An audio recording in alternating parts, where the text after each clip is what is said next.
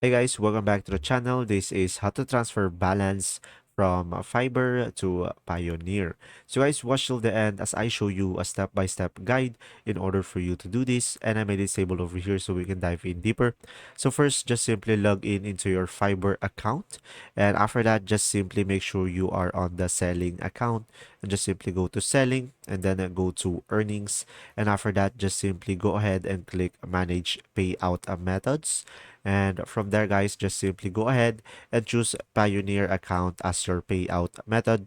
And from there, just simply set your preferred currency for withdrawal. From there, just simply provide the necessary information needed in order to proceed. And after that, just simply go ahead and verify your identity. So it can be an SMS. So a code will be sent to you, or it can be a call.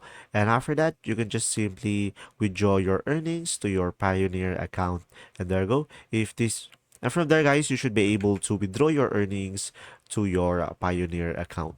And from there, guys, you should be able to transfer your balance from Fiverr to Payoneer.